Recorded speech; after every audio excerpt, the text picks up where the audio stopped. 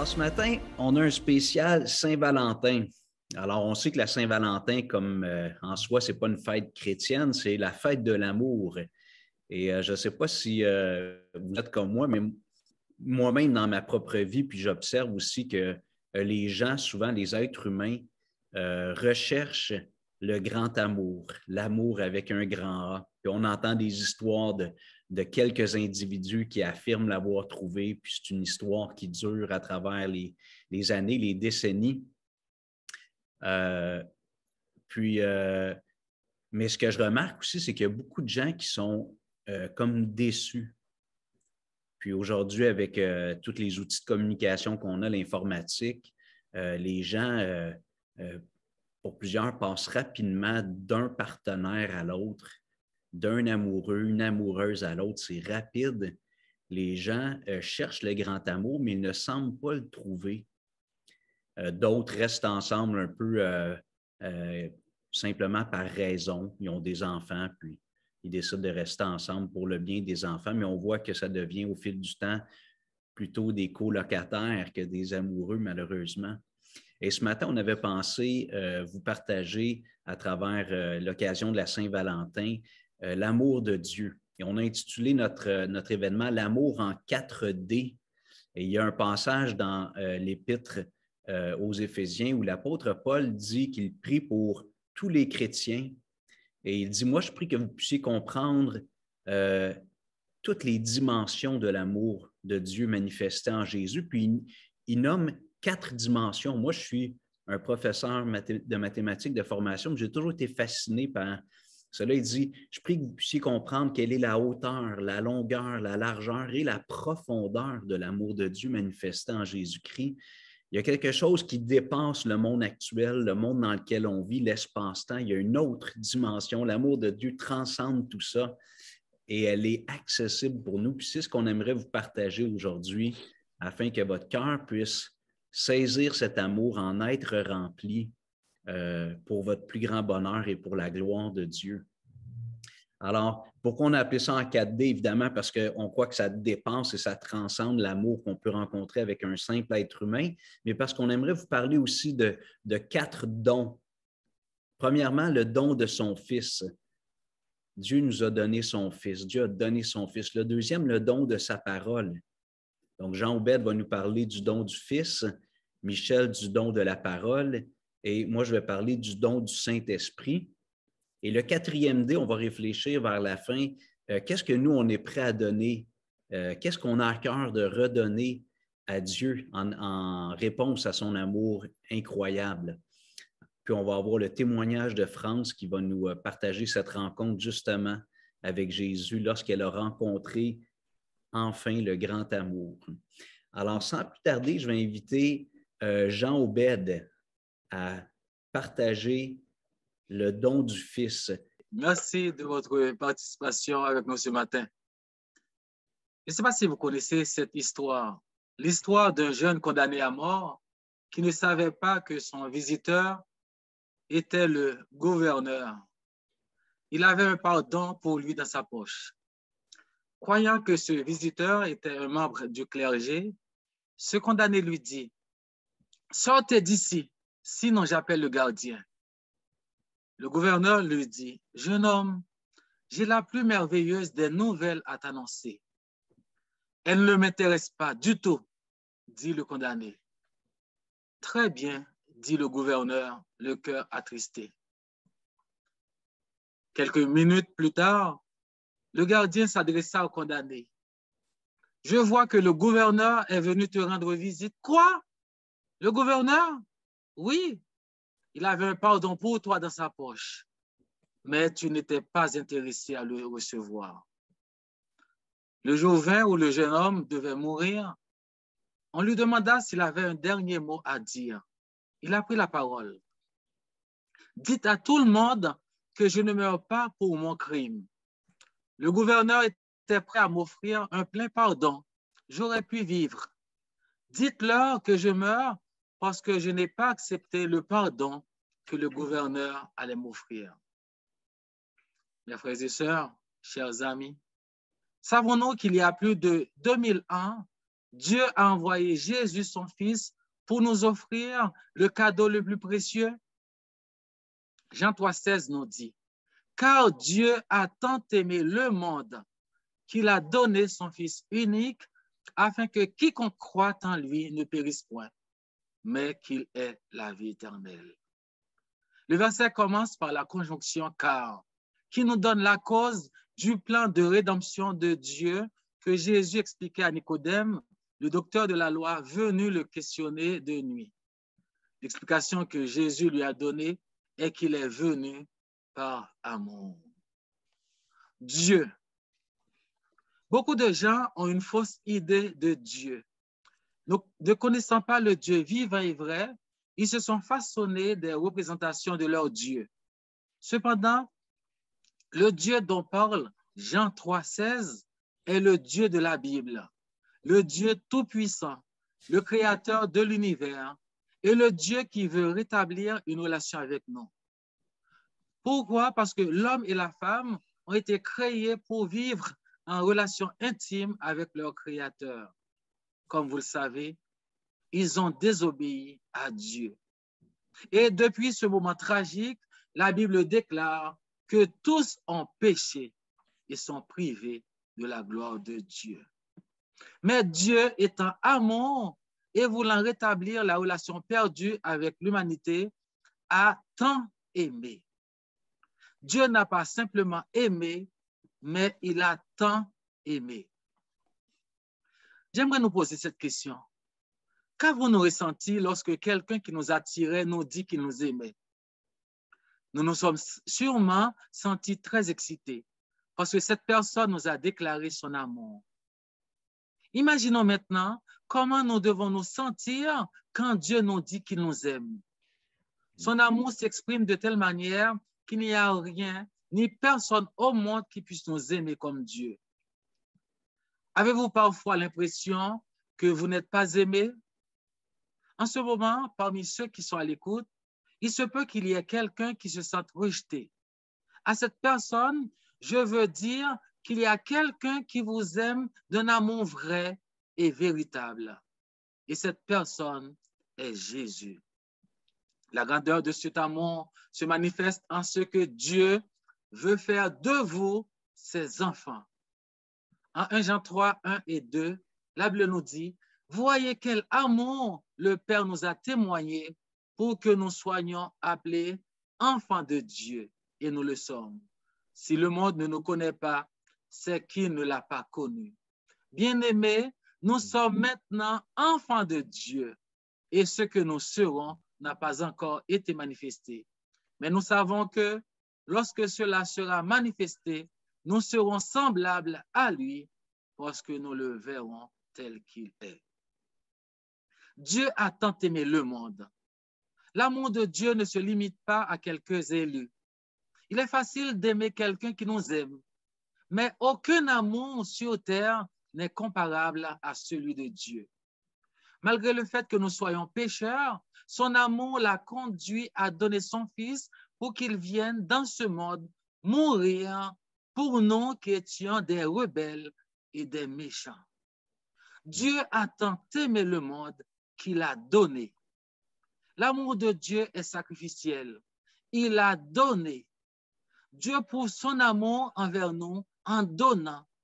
Il nous montre que le véritable amour n'a rien à voir avec ce que nous pouvons faire pour lui, mais tout à voir avec ce qu'il peut faire pour nous. Son amour s'est manifesté dans ce monde par la personne de Jésus-Christ. Cet amour est personnel. Pourquoi? Parce qu'il s'adresse à chacun de nous aujourd'hui.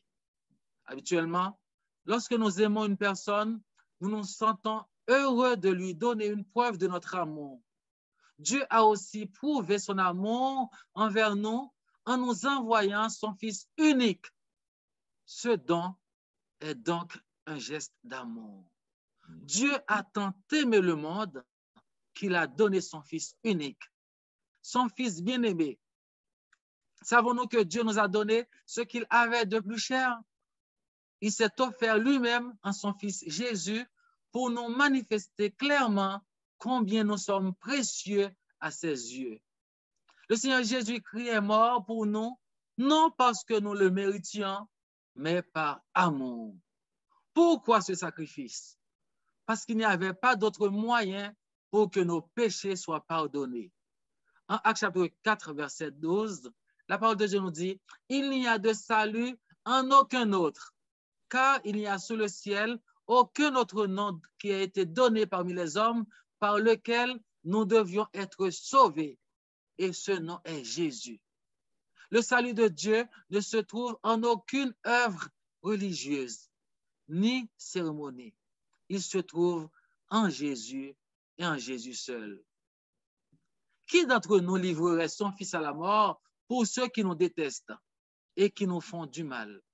Il n'y a que Dieu. En Romains 5, verset 7, 8, nous lisons, « À peine mourrait-on pour un juste. Quelqu'un peut-être mourrait-il pour un homme de bien? Moi, j'ai 3 enfants. Je n'aurais jamais donné aucun de mes enfants pour quiconque. Mais Dieu, dans son amour, il a prouvé son amour envers nous, en ce que, lorsque nous étions encore des pécheurs, Christ est mort pour nous. » Avons-nous déjà pensé aux souffrances que Dieu a endurées pour avoir sacrifié son propre Fils pour notre salut? Mais Dieu a accepté cette douleur parce qu'il nous a aimés et parce qu'il nous aime. Et qui est le destinataire du cadeau de Dieu? Dieu a tant aimé le monde qu'il a donné son Fils unique afin que quiconque, c'est vous et moi, personne n'est laissé de côté. Le salut est offert à nous tous, afin que quiconque croit en lui, à la condition que nous croyons en lui. Croire, c'est reconnaître que nous étions des pécheurs perdus pour l'éternité. Croire en Jésus, c'est comprendre que Jésus acceptait de mourir à notre place pour subir la condamnation que vous et moi méritions. Que faisons-nous donc de ce cadeau?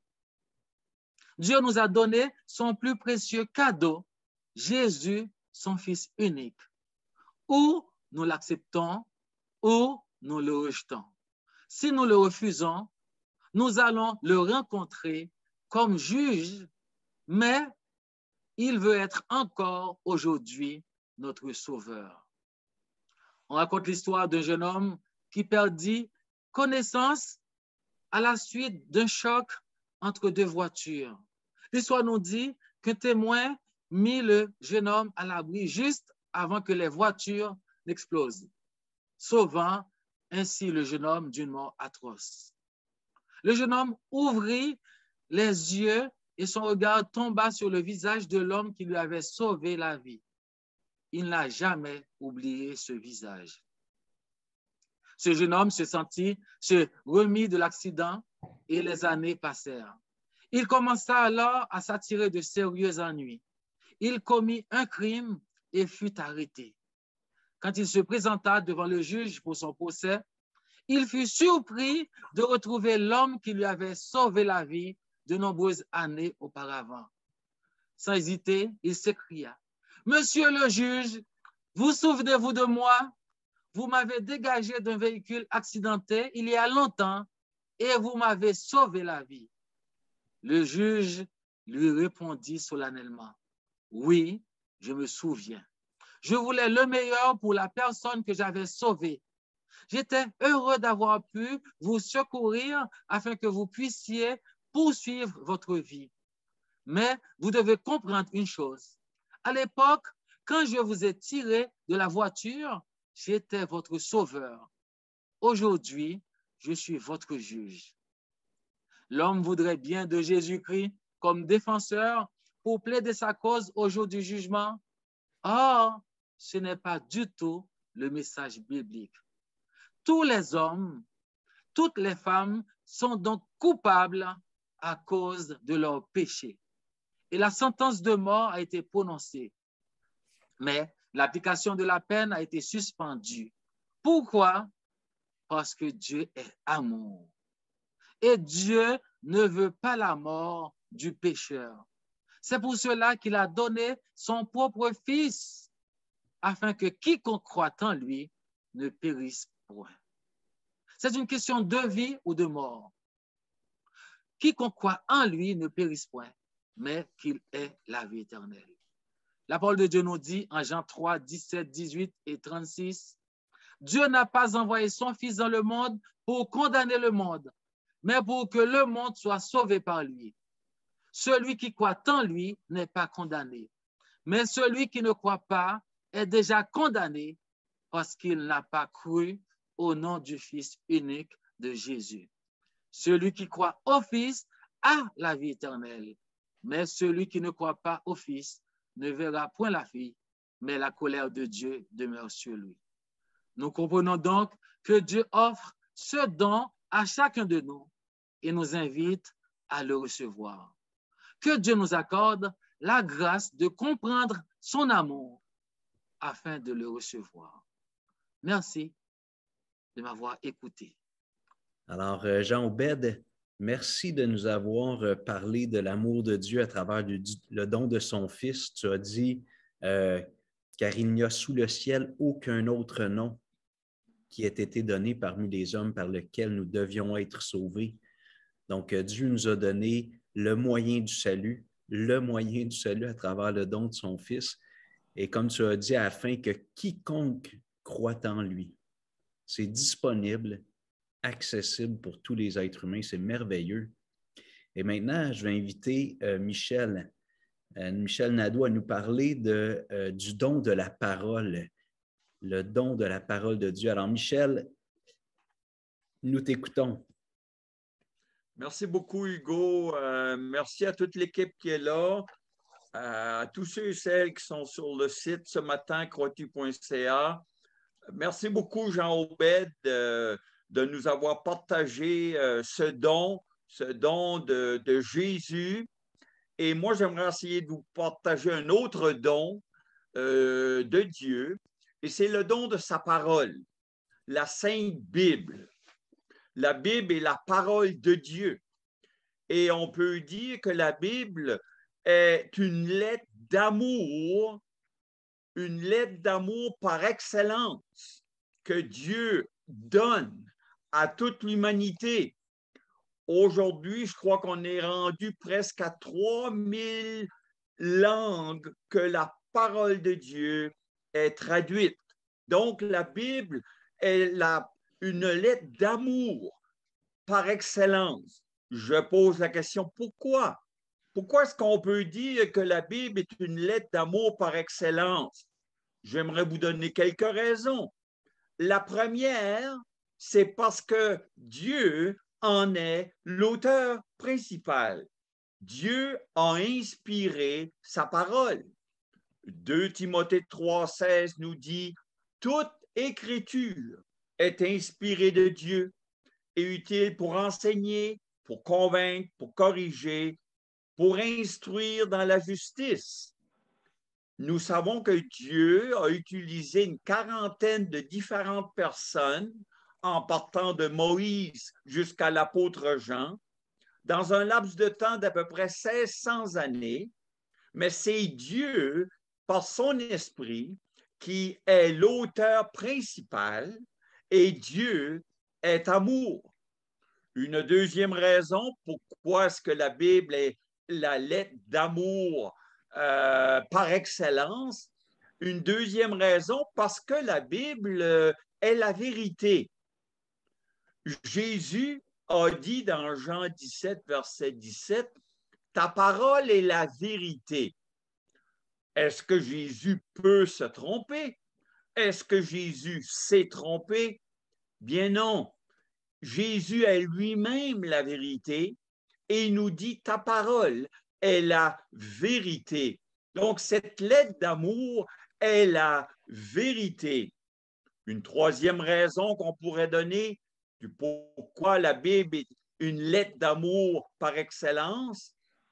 Une troisième raison, parce que la parole de Dieu demeure éternellement. 1 Pierre 1, 25 nous dira, mais la parole de Dieu demeure éternellement. Connaissons-nous d'autres livres qui demeurent éternellement? Bien non, seule la parole de Dieu demeure éternellement parce qu'elle est la vérité. Et la vérité ne change pas. Une quatrième raison, parce que la Bible répond aux questions fondamentales des êtres humains. Par exemple, d'où est-ce que je viens? Qu'est-ce que je fais ici-bas? Où est-ce que je vais après la mort? La Bible, la sainte parole de Dieu, répond avec clarté à ces questions fondamentales. D'où est-ce qu'on vient? C'est Dieu qui nous a créés. Qu'est-ce qu'on fait ici-bas? On devrait être ici pour glorifier Dieu. Où est-ce qu'on s'en va après la mort?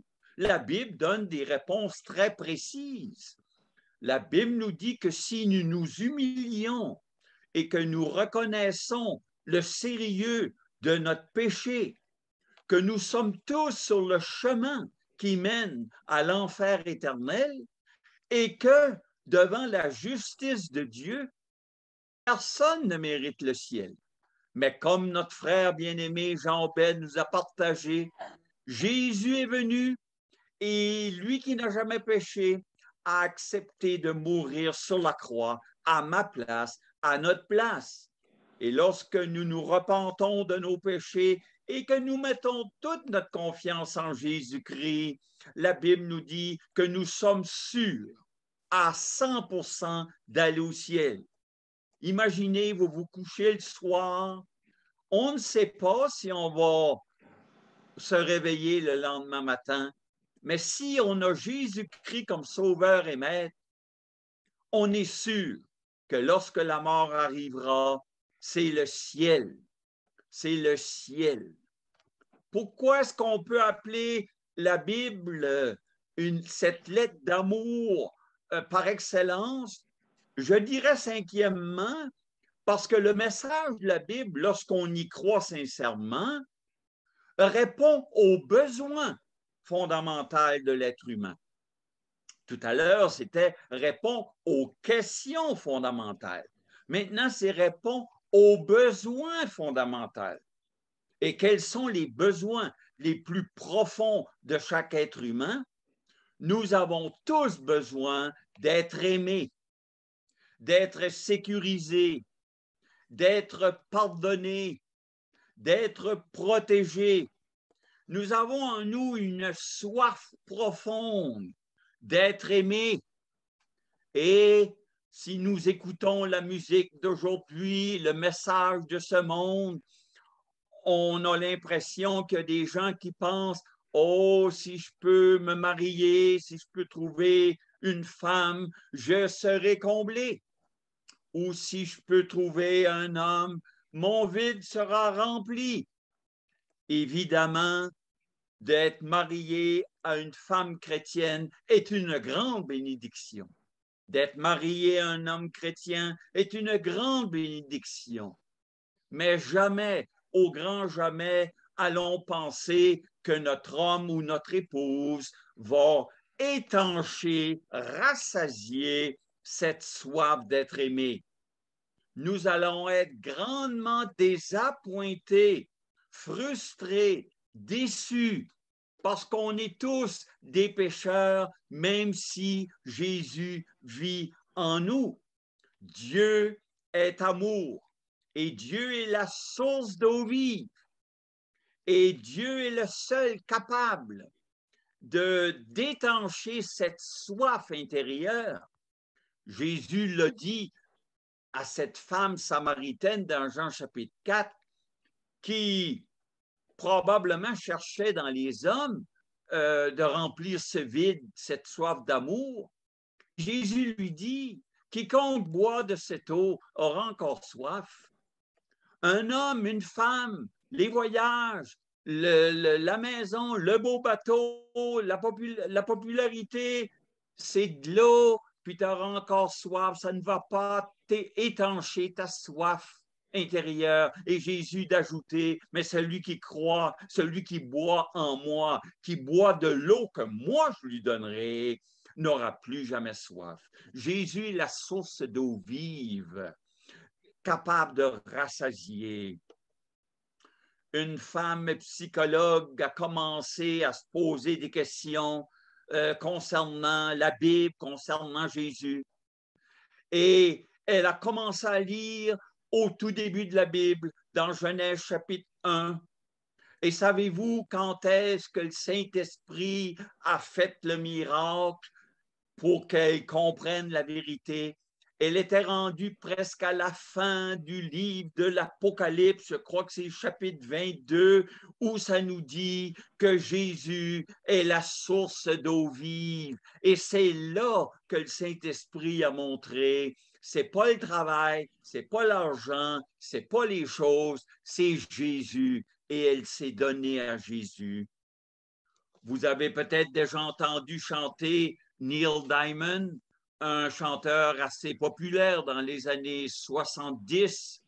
Eh bien, Neil Diamond, dans une de ses chansons, I Am, I Said, avec toute la popularité qu'il avait, l'argent, les choses de ce monde, dans cette chanson, I Am, I Said, il dit, j'ai essayé de remplir ce vide en moi et je n'ai pas encore réussi. Les choses de ce monde ne peuvent pas étancher. Jésus seul le peut. Et je dirais dernièrement, pourquoi est-ce que la Bible est cette lettre d'amour par excellence? Je dirais dernièrement, sixièmement, parce que le message de la Bible répond à la question la plus importante que chaque être humain devrait se poser. Et cette question est, où est-ce que je vais aller pour l'éternité? La Bible répond à cette question et à plusieurs autres.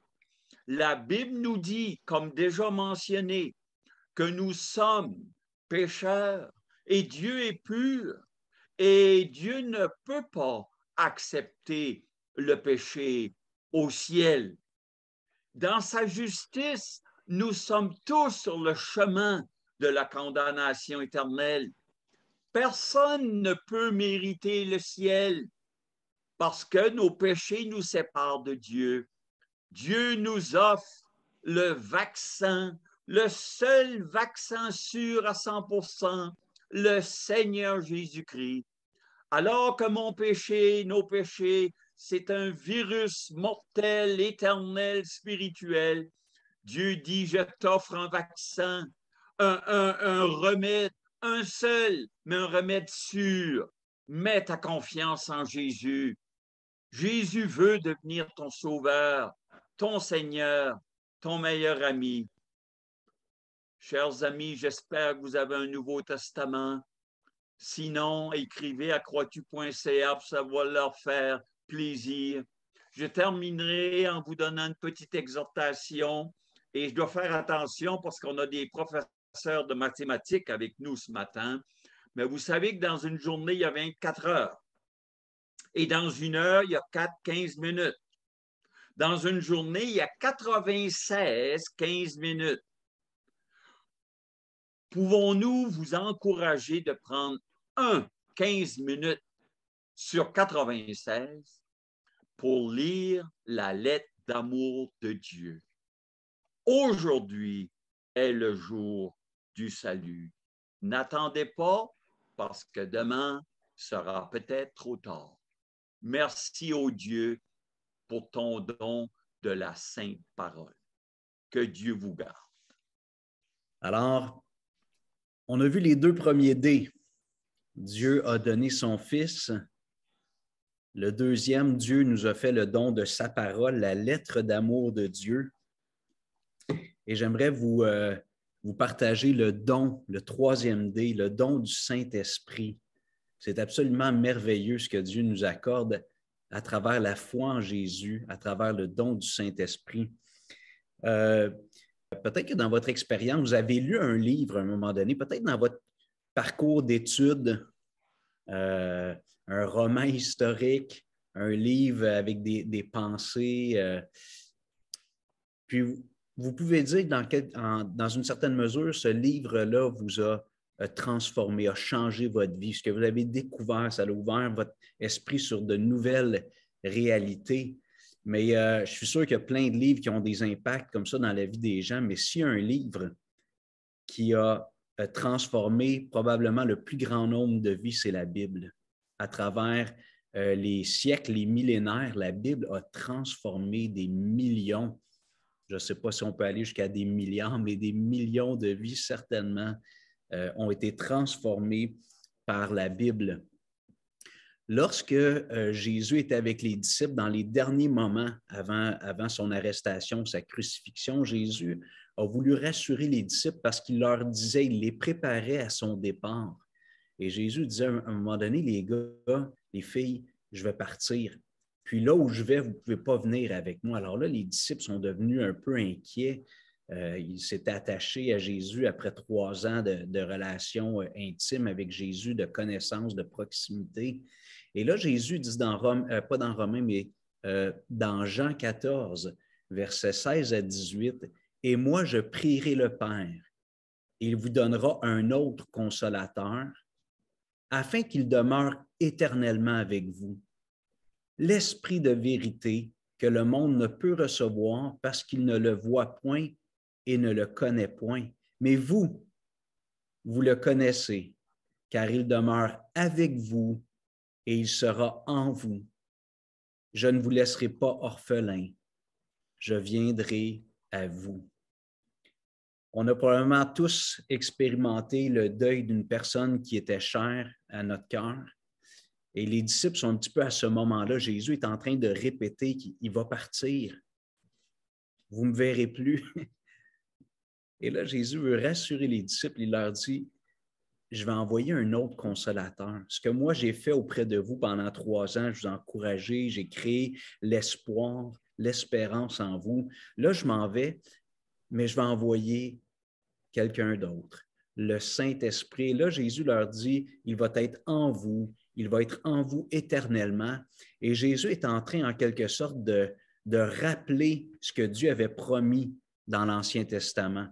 Un passage que j'aime beaucoup, c'est dans le prophète Ézéchiel, au chapitre 36, versets 25, 26 et 27. J'aimerais vous le lire. Le Seigneur parle à son peuple à travers la bouche du prophète et il dit, « Je répandrai sur vous une eau pure et vous serez purifiés. Je vous purifierai de toutes vos souillures et de toutes vos idoles. Je vous donnerai un cœur nouveau et je mettrai en vous un esprit nouveau. J'ôterai de votre corps le cœur de pierre et je vous donnerai un cœur de chair. Je mettrai mon esprit en vous et je ferai en sorte que vous suiviez mes ordonnances et que vous observiez et pratiquiez mes lois. » Peut-être que vous connaissez un peu l'histoire qui est relatée dans la Bible, qui couvre plusieurs milliers d'années, mais on voit l'histoire du peuple d'Israël, en particulier dans l'Ancien Testament, puis on le voit aussi à travers même le ministère de Jésus dans le Nouveau Testament et le ministère des apôtres, mais on voit un peuple qui a été créé de toutes pièces par Dieu. Bon, on pourrait dire que tous les êtres humains sont créés par Dieu, donc on est tous une conception de Dieu, mais de façon vraiment spécifique, Dieu a choisi un homme, Abraham, qui avait une femme stérile, et il leur a donné un enfant après plusieurs années après l'avoir promis. Dieu a agi de façon miraculeuse. Il leur a donné un fils, Isaac, puis d'Isaac est venu tout un peuple. D'Abraham est sorti le peuple d'Israël. Et ce que Dieu voulait faire en réalité, c'était se choisir un homme duquel il créerait un homme, une femme, desquels il créerait un peuple de toutes pièces, un peuple avec qui Dieu aurait une relation cœur à cœur. Parce que c'est ce que Dieu voulait depuis le début avec l'humanité, mais malheureusement, l'être humain a cette tendance naturelle à rejeter cet amour, à poursuivre d'autres objectifs que d'avoir cette relation intime, cœur à cœur avec Dieu. Mais Dieu promet ici à Israël, il leur dit, bien, un jour, je vais faire une nouvelle alliance avec vous. Jérémie 31 nous en parle avec quelques mots différents, mais je vais vous donner un cœur nouveau. Je vais vous donner un esprit nouveau. Je vais vous purifier de tous vos péchés. Je vais vous laver d'une eau pure. Et je vais faire en sorte que vous suiviez mes ordonnances et que vous observiez et pratiquiez mes lois. Tous les commandements de Dieu sont parfaits, ils sont bons. Nous, des fois, dans notre petite tête d'être humain, on ne comprend pas la logique de la volonté de Dieu, donc on peut se frustrer, se rebeller contre la volonté de Dieu, mais Dieu, c'est le meilleur des êtres, il est parfait. Et ayant créé l'être humain, Dieu veut le meilleur pour nous. Tous ces commandements, ces ordonnances, pour reprendre les termes d'Ézéchiel, sont excellents pour nous. Et Dieu nous donne des bonnes directives, comme un parent qui donne les meilleurs conseils à ses enfants pour le bonheur de ses enfants. De la même façon, Dieu nous donne plein de conseils à travers sa lettre d'amour, la Bible. Mais malheureusement, on a cette tendance naturelle, Jean-Ben en a parlé, qu'on appelle le péché qui agit en nous, qui fait qu'on ne veut pas faire la volonté de Dieu, du moins pas en tout temps, seulement quand ça nous convient. Et là, Dieu dit un jour, je vais venir et je vais faire un miracle, je vais vous donner un cœur nouveau, je vais enlever votre cœur sclérosé, votre cœur dur, et je vais vous donner un cœur tendre, un cœur de chair. Et lorsque Jésus était dans son ministère sur la terre, en Judée, en Galilée, en Palestine, Jésus a rappelé à un homme qui était un docteur de la loi, un homme, un érudit. Même Jésus l'appelle le docteur d'Israël. C'était comme le meilleur, celui qui était au-dessus de tous les autres dans ses connaissances bibliques. Et cet homme-là, il s'appelait Nicodème. Il vient à Jésus la nuit parce qu'il est un peu mal à l'aise de démontrer son intérêt pour Jésus devant ses autres amis, les scribes, les pharisiens, les juifs orthodoxes. Et il va voir Jésus, puis il fait juste s'introduire à Jésus et Jésus lui dit: en vérité, je te le dis, Nicodème, si un homme ne naît de nouveau, il ne peut voir le royaume de Dieu. Nicodème lui dit: comment un homme peut-il naître quand il est vieux? Peut-il rentrer dans le ventre de sa mère et naître? Jésus répondit: en vérité, je te le dis, si un homme ne naît d'eau et d'esprit, il ne peut entrer dans le royaume de Dieu. Ce qui est né de la chair est chair, ce qui est né de l'esprit est esprit. Ne t'étonne pas que je t'ai dit, il faut que vous naissiez de nouveau. Jésus est en train de reprendre cette promesse d'Ézéchiel, chapitre 36, et de la réitérer, mais ça devient de plus en plus concret. Jésus est venu expressément pour accomplir cette grande promesse de venir dans la vie d'un être humain, ce miracle divin, d'enlever le cœur dur, endurci, et de donner un cœur tendre par la venue du Saint-Esprit. Cette promesse de Jésus d'envoyer un autre consolateur, Jésus l'exprime à Nicodème dans cette parole: tu dois naître d'eau et d'esprit. Naître d'eau, c'est la référence à la purification dont Ézéchiel parle, d'être purifié de tous nos péchés. Et naître d'esprit, c'est d'avoir l'Esprit de Dieu. C'est incroyable lorsque je pense à ça. Et moi, je l'ai expérimenté. Je pense que plusieurs d'entre nous ce matin qui écoutez, vous avez expérimenté ce moment unique dans notre vie. C'est un miracle. C'est une renaissance, mais spirituelle. Tout à l'heure, France va nous parler de sa renaissance, cette expérience miraculeuse.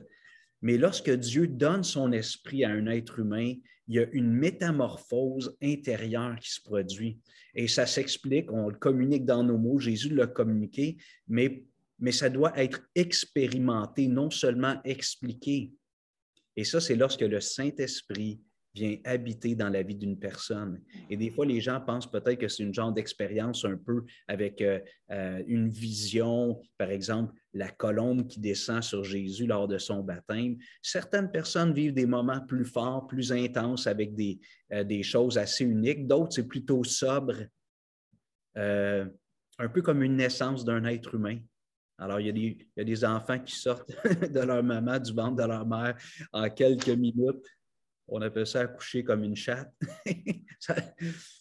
Puis d'autres vont faire patienter papa et maman, vont faire souffrir maman pendant des heures. Chacun d'entre nous, on le vit différemment. Mais chacun d'entre nous, si on est présent et on est connecté ici ce matin, c'est parce qu'on est né dans ce monde. Notre mère nous a mis au monde. Mais Jésus dit à Nicodème, tu dois vivre une deuxième naissance. Tu dois naître de nouveau. Tu dois naître d'eau et d'esprit. L'apôtre Paul parle justement du don de l'Esprit dans l'Épître aux Romains, chapitre 8. Jean Aubert, je crois, ou Michel en ont parlé. Romains 8, 15 à 18. Et vous n'avez point reçu un esprit de servitude pour être encore dans la crainte, mais vous avez reçu un esprit d'adoption par lequel nous crions « Abba, Père ». L'Esprit lui-même rend témoignage à notre esprit que nous sommes enfants de Dieu. Or, si nous sommes enfants, nous sommes aussi héritiers, héritiers de Dieu et co-héritiers de Christ. J'aimerais juste vous partager que pour ma part, quand je pense à l'amour de Dieu envers moi à travers le don du Fils, bien souvent je me dis, je parle au Seigneur, puis je dis, écoute, juste de me sauver, ça aurait été extraordinaire. Et si je peux prendre la métaphore de la maisonnée, d'une maison, d'une famille, j'aurais pu être juste le valet à la porte qui salue les gens, qui prend les manteaux. Je me serais contenté de ça. Des fois, je dis à la blague, j'aurais pu même être juste le tapis d'entrée, mais d'être dans la maison de Dieu, c'est merveilleux. Et Dieu ici nous dit que l'esprit qu'il met en nous, c'est un esprit d'adoption. Mon rapport avec Dieu passe d'un rapport de créature avec créateur simplement, qui est déjà immense, mais m'emmène à un autre niveau. L'esprit crée en moi une relation filiale, père-fils, père-fille. Et je ne suis pas justement un serviteur, un valet. Oui, ça me fait plaisir de servir Christ. Puis, comme chrétien, on aime dire qu'on est serviteur de Jésus-Christ.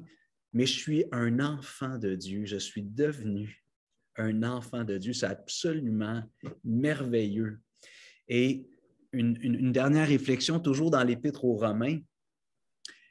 Paul nous dit dans Romains 5, 5 à 8, je crois que c'est Michel qui l'a cité, « Or, l'espérance ne trompe point parce que l'amour de Dieu est répandu dans nos cœurs par le Saint-Esprit qui nous a été donné. » Et une chose qui est formidable lorsqu'on reçoit le Saint-Esprit, lorsque Dieu donne son Saint-Esprit à une personne, comme il l'avait prophétisé en Ézéchiel, il enlève le cœur dur, il met un cœur tendre, un cœur qui aime Dieu. Mais ce cœur qui aime Dieu, c'est un cœur qui se sait aimer de Dieu. Moi, personnellement, je ne peux pas dire que j'aime Dieu parce que intrinsèquement, je suis quelqu'un qui est rempli d'amour pour Dieu, comme si c'était venu de moi. J'aime Dieu parce que Dieu m'a saturé de son amour. Dieu m'a rempli. Lorsque Paul dit des versets ici, c'est vraiment l'idée d'une grande quantité. Dieu nous remplit de son amour par le Saint-Esprit et moi, je me sais aimer. Je ne sais pas si vous êtes comme moi, mais des fois, je me regarde dans le miroir, je pense à ma journée, à mon passé, je regrette des choses que j'ai dites, que j'ai faites, que j'ai pensées. Et là, j'ai comme une mauvaise image de moi. Je me dépeins négativement. Je ne m'aime pas, comme on dit.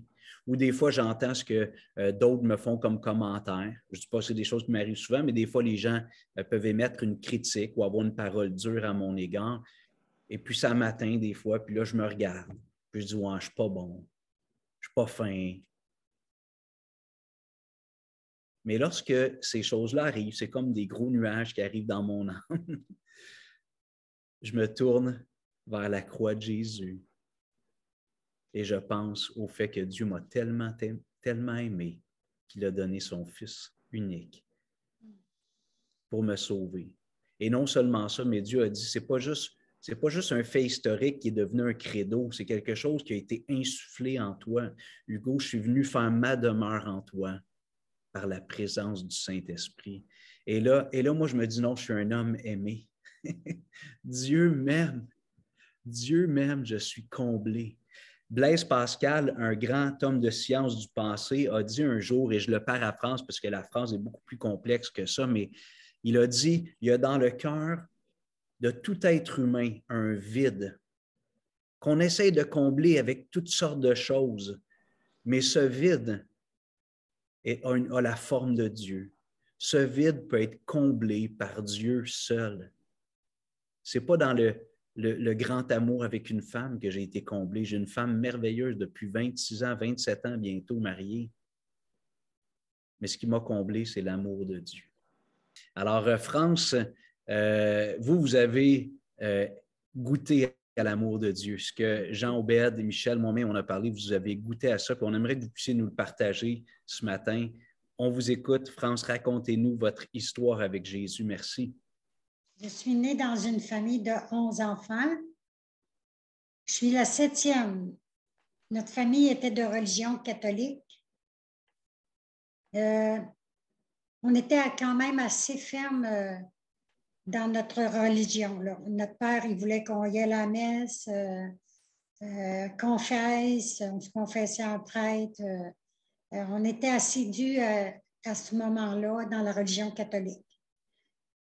On allait à la messe de minuit, on suivait toutes, pas mal les traditions. Là, la première communion en première année, après, tout s'en est suivi. Puis, vers l'âge à peu près, je peux dire vers l'âge peut-être à 15 ans, à l'adolescence, là, j'ai commencé à me rebeller contre la religion catholique, à plus vouloir aller à l'église. C'était plus les sorties avec des amis, on allait avec eux autres, puis on ne voulait plus aller à l'église. Ça fait on partait alors que c'était la messe pour dire à nos parents qu'on allait à la messe, mais on s'en allait ailleurs, avec tout ensemble. Fait qu'on se ramassait tout ensemble, mais on allait ailleurs. Fait que c'est ça. Là, on revenait quand même à la maison. On revenait à la maison pour dire que c'est comme si on avait été à messe. On présentait une belle image. Puis, mais quand j'allais à confesse, moi, je ne connaissais pas le péché, je ne savais pas c'était quoi. Fait que je disais, ben, j'ai désobéi à mes parents. Mais dans ce temps-là, désobéir à nos parents, pour moi, je ne le savais même pas. C'était un péché, c'était vraiment une routine qu'on ne savait pas quoi dire. Fait que, on allait dire ce qu'on savait, ce que je savais. On inventait comme des choses. Puis je volais dans ce temps-là. Puis je n'ai jamais dit que j'avais volé. Je n'ai jamais confessé ça. Fait que je ne savais pas si c'était quoi le péché, le bien puis le mal. Je n'étais pas enseignée de cette façon-là. Je t'ai enseigné, par exemple, si tu rentres ici, puis tu sors avec quelqu'un, puis tu couches avec quelqu'un, bien, dis-toi, si tu pars enceinte, bien, regarde le cadre de la porte, tu ne la reverras pas. Oups! Mais je ne savais même pas comment ça se faisait. Je t'ai même pas enseigné sur ce côté-là. Fait qu'à l'âge de 18 ans, à peu près, j'ai connu celui qui allait devenir mon mari. On a sorti 5 ans ensemble. Puis je me suis mariée à l'âge de 23 ans. J'ai eu 3 enfants, une fille et 2 garçons. Dans ma famille, dans ma famille, il y en avait quelques-unes, puis quelques-uns qui avaient accepté le Seigneur, puis qui avaient adhéré à une église évangélique. Puis là, je rends visite un peu à eux autres, mais je les aimerais vraiment pas. Il me semble pour moi, dans ma tête, quand je les regardais, il n'y avait pas à ouvrir la bouche. C'est juste leur comportement, leur attitude que je regardais. C'est comme si, pour moi, je les haïssais déjà. Je m'étais fait une image d'eux autres, mais je ne savais rien d'eux autres encore, là. Puis à un moment donné, bien, ma soeur, elle me dit, France, elle dit, j'ai une question pour toi. Elle dit, tu serais-tu sauvée? Je réponds, sauver quoi? Sauver de quoi? Assez arrogante quand même, avec une colère, parce que je la voyais comme elle là, puis moi là. Elle n'a pas eu le temps de l'expliquer. J'ai pris la porte, puis je me suis en allée. Pourtant, pour moi, là, dans ma tête, là, j'ai parti, je me suis en allée chez moi. Je me disais, ben, je fais une bonne vie. Je vais à l'église, j'élève mes enfants, je suivais un peu ce que ma mère faisait, puis ce qu'elle endurait aussi. Des fois, on endure des choses à la maison. Puis, ce que ma mère endurait à la maison, bien, pour elle, le prêtre il a toujours dit qu'elle allait aller au ciel parce qu'elle faisait quand même une bonne vie. Elle prenait soin de la famille et tout ça. Et ça a été un peu ma référence un peu, que moi aussi, j'ai été comme ça, comme ma mère. Puis je me suis dit, ben, je vais aller au ciel à cause de ça, là. Parce que ça a été semé dans ma famille, fait que moi, j'ai reçu ça, moi aussi. Fait que, à un moment donné, une histoire courte, dans le passé aussi, à un moment donné, j'ai reçu l'invitation pour aller à l'église évangélique.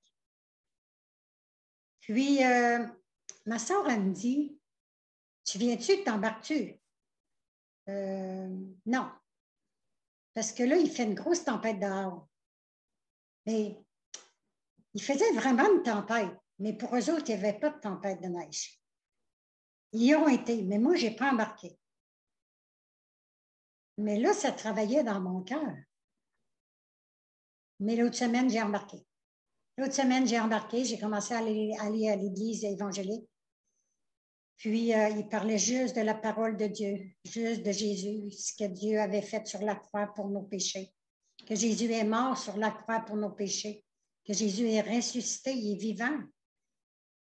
Mais ça travaillait dans mon cœur, dans mon esprit, dans ma pensée, tout ça.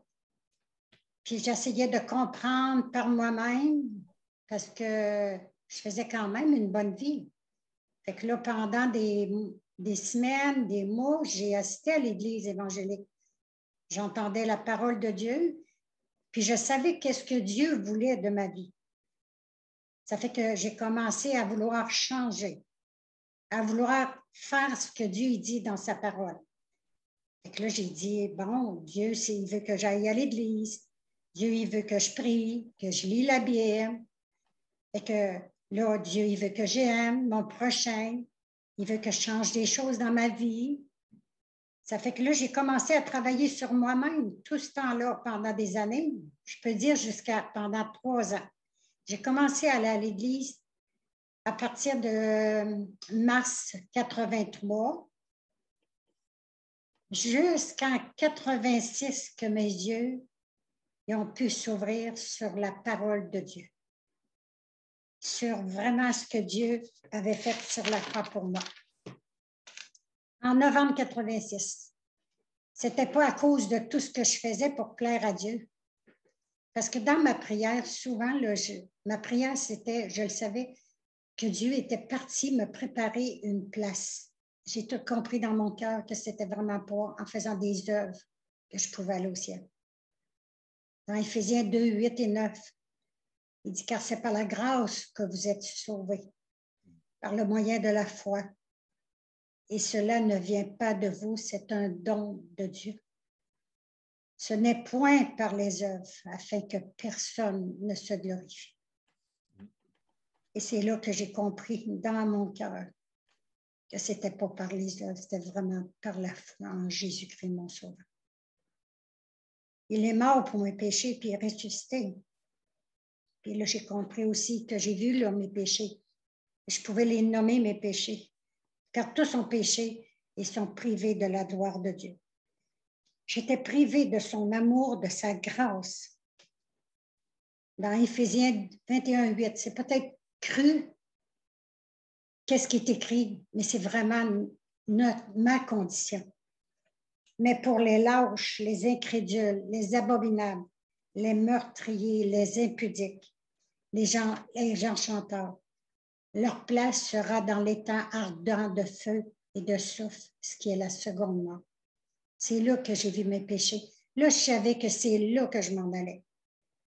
J'ai demandé pardon à Jésus. Pardonne-moi tous mes péchés parce que tu es mort à la croix pour moi. Je les ai confessés, mes péchés. Mais c'est un grand soulagement que quand Jésus m'a montré le verset dans Luc 7, 50, mais Jésus dit à la femme, ta foi t'a sauvée, va en paix. C'est là que j'ai compris, c'est par la foi. C'est pas par nos œuvres, c'est vraiment par la foi. Puis maintenant, ma place est réservée au ciel. Je vais être avec lui pour l'éternité. Puis une assurance que Jésus a donnée dans sa parole, celui ou celle qui croit au Fils a la vie éternelle. Pas qu'il y aura la vie éternelle, a la vie éternelle, j'ai la vie éternelle.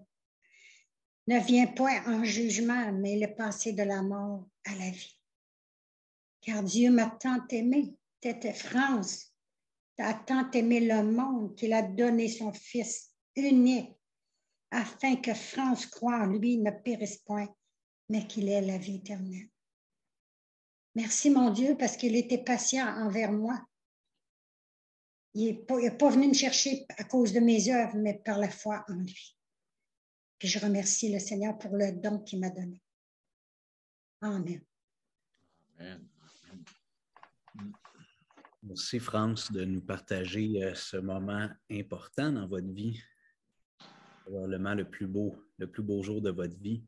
Alors, 3 années, donc plusieurs années à aller dans l'Église traditionnelle, 3 années à aller dans une Église évangélique. Et là, vous pensiez que c'était comme de changer un peu de religion, d'être dans un autre groupe chrétien, puis de travailler sur soi-même encore. Ouais. De s'efforcer de plaire à Dieu, d'être une personne acceptable. Mais là, il s'est passé à un moment donné, à travers justement le don de la parole, on vous a enseigné la Bible, des gens vous répétaient les versets, vous vous êtes mis à lire la Bible, Dieu vous a ouvert les yeux de votre cœur et il a attiré votre attention sur ce que Jésus a fait. C'est absolument merveilleux. Et le désir de notre cœur comme chrétien, c'est pour ça que le ministère, crois-tu, existe pour faire connaître l'amour de Dieu, en espérant que plusieurs autres personnes vont découvrir l'amour de Dieu et vont vivre cette vie nouvelle. Pour revenir un petit peu au parallèle qu'on fait avec les relations amoureuses humaines, je pense que la plupart d'entre nous, on serait d'accord de convenir que l'amour attire l'amour.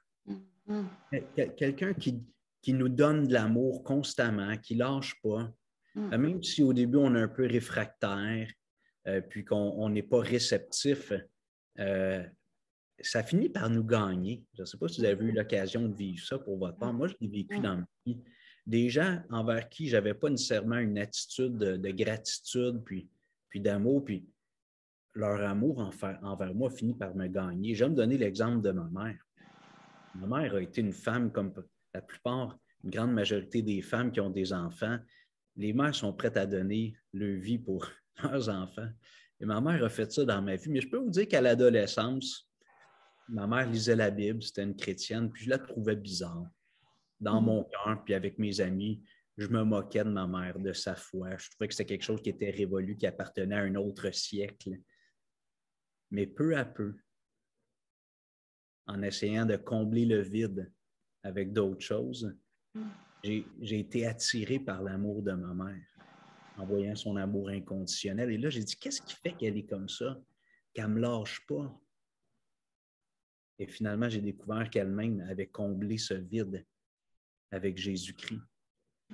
L'apôtre Jean, dans sa première lettre, pas dans l'Évangile, mais dans l'Épître, nous dit « Voyez quel amour le Père nous a témoigné pour que nous soyons appelés enfants de Dieu, et nous le sommes. Voyez quel amour le Père nous a témoigné pour que nous soyons appelés enfants de Dieu, et nous le sommes. » Comme je vous disais tout à l'heure, lorsqu'on reçoit le Saint-Esprit, on reçoit un esprit d'adoption. Nous savons que nous sommes enfants de Dieu. Et cela vient remplir nos cœurs de gratitude. Toujours dans la même épître, Jean dit, pour nous, en parlant des chrétiens, pour nous, nous l'aimons, nous aimons Dieu parce qu'il nous a aimés le premier. L'amour de Dieu a eu une attraction irrésistible. L'apôtre Paul, en parlant d'encourager les chrétiens de Corinthe à participer à une collecte de fonds pour des chrétiens qui étaient éprouvés matériellement, financièrement, dans des besoins temporels essentiels, Paul fait finalement référence à l'amour de Dieu et il dit à la fin de cette exhortation, « Grand soit rendu à Dieu pour son amour ineffable. » Le mot ineffable, ce n'est pas un mot qu'on utilise à tous les jours, ça veut dire indescriptible. Il n'y a pas de mot pour le décrire. Alors, c'est un mot qui dit, c'est indescriptible. Grâce soit rendue à Dieu pour son amour indescriptible. Je pense que c'est Michel qui disait tout à l'heure dans Romains 5, versets 7 et 8, Paul fait son argumentation, il est en train d'enseigner les chrétiens de Rome, puis tous ceux qui ont lu la Bible par ricochet, il dit « À peine mourrait-on pour un juste ». Il parle de l'amour de Dieu qui a donné son Fils pour nous. Il dit « À peine mourrait-on pour un juste ». Quelqu'un peut-être mourrait-il pour un homme de bien. On n'entend pas beaucoup d'histoires comme ça, mais peut-être que mon bienfaiteur, si un de mes concitoyens m'avait fait vraiment du bien dans ma vie, pour une raison X, j'avais l'occasion de donner ma vie pour sauver la sienne, peut-être que je le ferais. Honnêtement, je ne sais pas si je suis rendu là, mais c'est ça un petit peu le raisonnement de Paul. Il dit « À peine mourrait-on pour un juste, quelqu'un peut-être mourrait-il pour un homme de bien. » Et là, il ajoute « Mais Dieu prouve son amour envers nous, en ce que lorsque nous étions encore des pécheurs, Christ est mort pour nous. » Alors qu'on n'était pas des gens de bien. Et je sais que ça, des fois, c'est dur pour nous, les êtres humains, d'accepter cette réalité-là, d'accepter qu'on est pécheurs et qu'on n'est pas des gens parfaits. Bien souvent, on manque à la volonté de Dieu. C'est difficile. Ça nous appelle à renoncer à notre orgueil, à nous humilier. Mais Paul est en train de dire, il dit, imagine, nous, les êtres humains, à peine, peut-être qu'un d'entre nous, exemplaire, donnerait sa vie pour un homme de bien, mais il dit, Dieu, lui, il nous a donné son Fils alors qu'on n'était pas des gens de bien. Nous n'attirions pas l'amour, la grâce de Dieu comme si c'était une chose qu'on avait méritée. L'amour attire l'amour. Maintenant, le 4e D, ce qu'on veut nous laisser comme réflexion, c'est qu'est-ce qu'on est prêt à donner à Dieu en retour, en réponse à son amour. On a parlé d'un amour ineffable, indescriptible, du don de son Fils unique, alors qu'on ne méritait pas, on n'attirait pas son amour. On a parlé de la lettre d'amour de Dieu, le don du Saint-Esprit. Dieu veut venir habiter dans le cœur d'un être humain. Moi, je l'ai expérimenté, plusieurs d'entre vous l'avez expérimenté probablement. Mais qu'est-ce que je peux redonner à Dieu? Et si je parle un petit peu de cette idée-là que l'amour attire l'amour, lorsque moi je réfléchis à quel point Dieu m'a aimé, car Dieu a tant aimé Hugo, je remplace les termes le monde par Hugo, car Dieu a tant aimé Hugo, France, Jean-Obed, Michel, Mario, Gaétan, ainsi de suite, car Dieu a tant aimé Hugo qu'il a donné son Fils unique, afin que si Hugo croit en Jésus, qu'il ne périsse point, mais qu'il ait la vie éternelle. Moi, quand je pense à l'amour de Dieu, ça me remplit. Et ce que j'ai le goût d'offrir à Dieu en retour, c'est toute ma vie. J'ai le goût de lui confier ma destinée, de me donner sans réserve à lui. En toute franchise, je n'accomplis pas ça de façon ininterrompue dans ma vie. Bien souvent, comme j'aime dire, pas l'ego, mais le Hugo refait surface dans ma vie. Je deviens hugoïste à plusieurs reprises dans ma vie au lieu d'être tourné vers Dieu, vers l'amour de Dieu. Mais par sa grâce, par son esprit, Dieu ramène mes pensées vers lui et j'ai le goût de me donner à lui. Ça arrive souvent le matin, je me réveille, puis comme j'aime dire, avant de poser la plante de mon pied sur le plancher, dans mes pantoufles, en sortant du lit, j'aime penser à la croix de Jésus. Penser à l'amour de Dieu.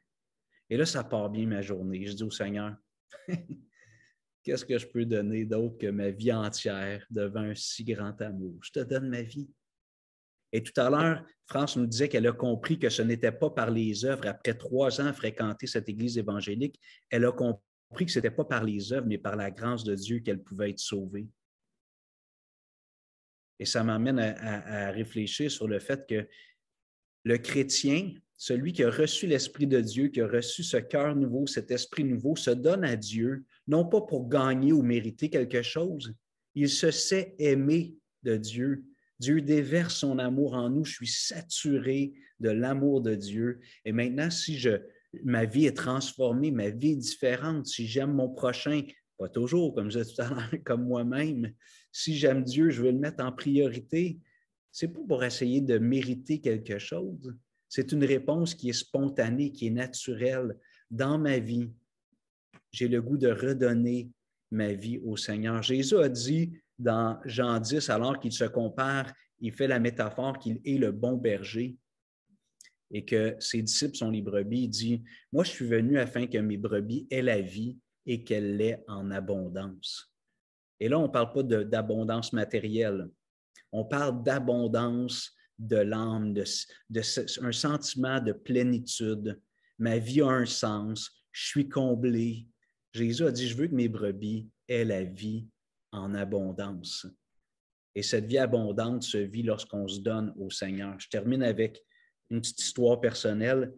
Après 27 ans de mariage, ou presque, c'est arrivé plusieurs fois, je dirais surtout dans les premières années, puis ça arrive sûrement encore, mais j'ai comme fait une prise de conscience. J'ai une épouse formidable, j'ai vraiment une épouse formidable. Mais ça arrivé évidemment parce qu'elle est imparfaite et parce que je suis imparfait que j'étais déçu. Parce que j'aurais voulu que ma femme soit comme ci, soit comme ça. Puis, ça ne rencontrait pas ces attentes-là. Et là, dans mon cœur, il y avait une insatisfaction, une tristesse qui s'installait. Et là, je me mettais à prier, Dieu, change ma femme, change ma femme. Et c'est arrivé 2-3 fois que je me sentais un peu comme dans une cage émotionnelle comme ça. Et là, Dieu m'en est parlé à mon cœur par son esprit, par sa parole. Puis il me dit, Hugo, il y a plus de bonheur à donner qu'à recevoir. Donne-toi pour Lynn, donne-toi pour ta femme. Et là, la porte de la petite cage dans laquelle j'étais s'ouvrait et je retrouvais le bonheur de me donner pour ma femme, de chercher à connaître ses besoins, d'essayer bien imparfaitement de les combler, sachant que c'est Dieu qui peut combler son cœur et son âme. Mais comme Marie, l'amour attire l'amour. Alors, j'aimerais vous inviter ce matin à répondre à l'amour de Dieu. J'aimerais vous inviter à répondre à l'amour de Dieu.